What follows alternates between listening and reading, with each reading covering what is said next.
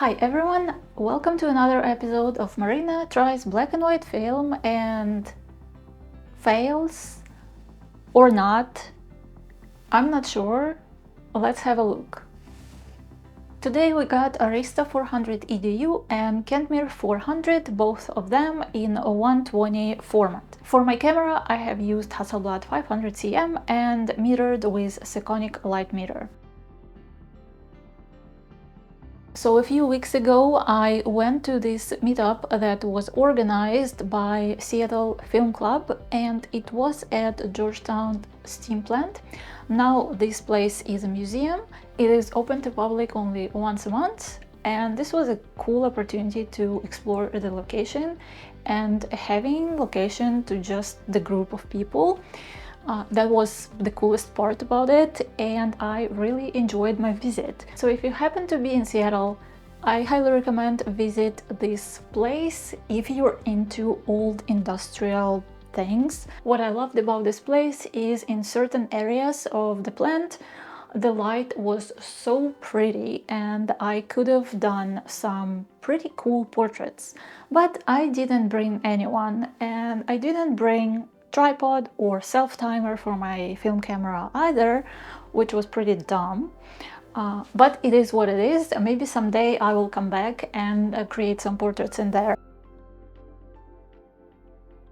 First up is Kentmere 400. This is 400 speed film. As far as I understood, it was produced by Harman, that also makes a film for Ilford. There are some rumors that Kentmere 400 is based on HP5 with less silver. I don't know whether it's true. Now HP5 is not my favorite film stock, and yeah, I actually didn't know the story behind Kentmere when I got it. That's usually how I do. I buy what's available and then I research what is it. Kentmere 400 is also a medium contrast film, which is definitely not my preference. When it comes to black and white, I really into high contrast, punchy black and white. I really like my darks really dark, like my soul. I have metered this film at ISO 800 with intention to push it in development. Now, the light scenario was pretty challenging for metering, and I definitely regret that I didn't bring my Pentax 6 or 5 for this particular location, because having built-in camera meter would be way more convenient. My Sekonic is pretty basic and it's been great when shooting portraits, but when doing more generic photography, I find it a little bit challenging to use, and I would definitely prefer to use in-camera light meter. I have also tried to make a darkroom print from this film. I have picked the photo that had the most amount of contrast, but my negatives still were a little bit underexposed and pretty thin, so they weren't good negatives to begin with for darkroom printing in particular, even though the scans turned out pretty good. As soon as I got this test strip, I figured I will not even bother to make full print out of this. But one thing that I have noticed when attempting printing, this film was not very grainy at all. I've found that the grain was pretty fine, considering the fact this film was pushed one stop. This film is the same as Fomapan 400. In the past, I have shot portraits on this film, and I did like the result because the grain structure is kind of soft and it softens the skin. It just makes skin a little bit more flattering. Again, I have tried it only in 120 format. I cannot say anything about 35mm format of this film. I have metered it at 800 and I ended up with pretty thin negatives, underexposed negatives. I didn't even bother to attempt printing it because the negatives didn't look good. I got some decent scans from them, but not more than that.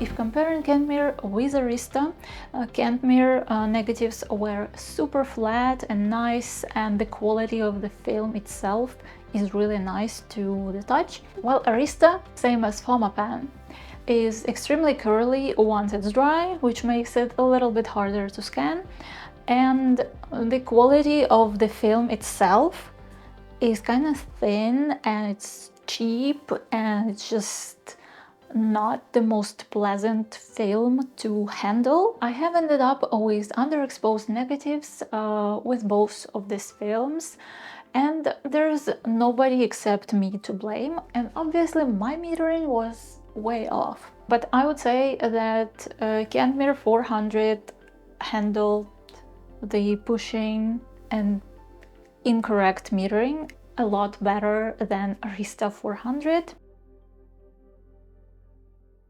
When it comes to processing of a black and white film, I prefer stand development or semi-stand. For developer, I use Rodinal, and I just follow what's said on the bottle with this developer. Since getting into large format photography, I have started doing semi-stand development because the development tank for 4x5 sheets, for me personally, I don't like to do all of these inversions, because considering how lucky I am, I will just create a big mess, spilling my chemistry all over my bathroom. I have been doing it for a while now, and I really like this method.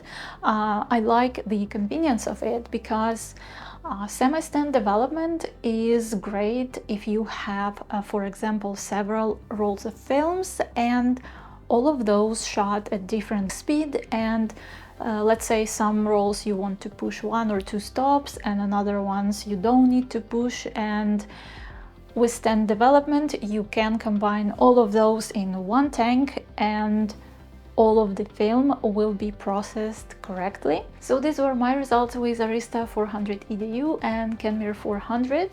Let me know in the comments if you shot these films and what are your preferred developers. I usually go with Rodinal because it's the cheapest one, and I do like developers that come in liquid concentrate instead of powder. I prefer to eliminate the possibility of creating development mess in my white bathroom. Thanks for watching this video, and see you in another one.